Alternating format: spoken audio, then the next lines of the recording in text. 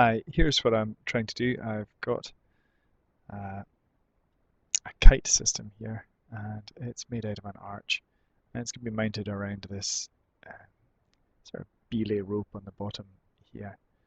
Now, on these, well, I say it's made of an arch, it's made of just a rope, a load path rope, and along that load path rope, you've got lots of points here where, well, a variable number of points where you could set little, say, tarpaulins or sheets or other kites on here. So what we're going to have is little billowing pockets along these arches.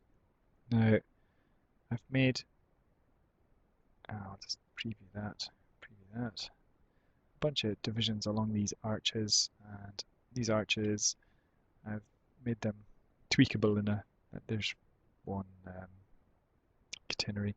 It's been slightly rotated back, the final one to get there. Um,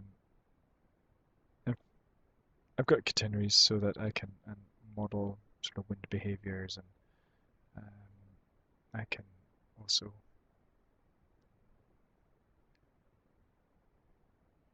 change like overall lengths and stuff, so I can make different characteristics of of what I've got there on screen.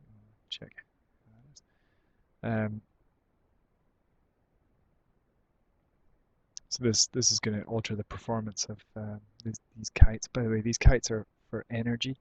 A fantastic idea, by the way, is getting a bunch of kites way high up in the air so we can put on transducers of various configurations down on the ground. This is obviously a very efficient form an arch, catenary set of arches, tying between them, as you've got the lift and drag function all built in, and it has inherent stability due to the side forms always wanting to weather vane, weathercock, so that if it did blow off to the right, say like that, then this side is going to want to drive up into the arch because the lift generated here. I'm going to have a carriage system around that foot right enough so that, and I'll have to have two lines so I can change some of the parameters live if I'm going to pump and suspend things from here.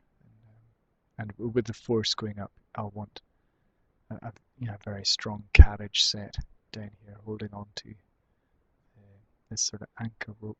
It'll be anchored down again and anchored with sheaves holding down. Now, anyway, enough of that.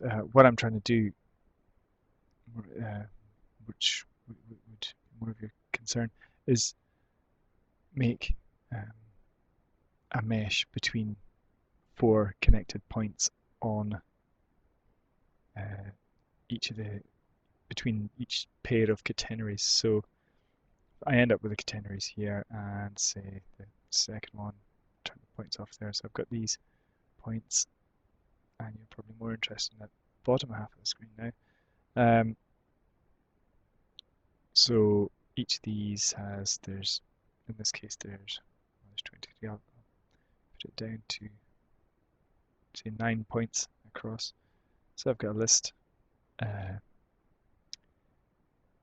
long, 3 parts to it, and I'm trying to work out how to divide that up. So I've got partitions with an integer 2 going in, so that I've got 2 parts on the front rope, so that would be my 2 connection points for each kite. So I'd have 1 point here and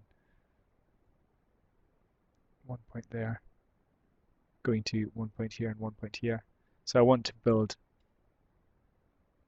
cells, meshes, which have a structure between these 4 points. I've been thinking it's going to be something I found today called rice cooker.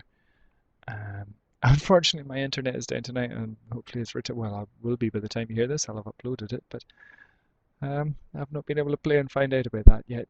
Do you think rice cooker is going to be suitable for me? Is that the kind of thing that's going to let me?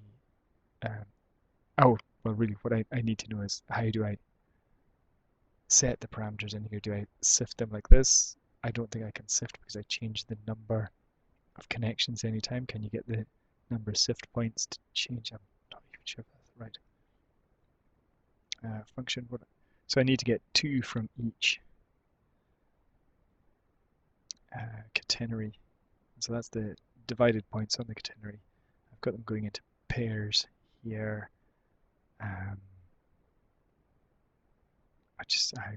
I'm at a loss as to how to link these points to these ones and get a mesh out of 4 vertex points.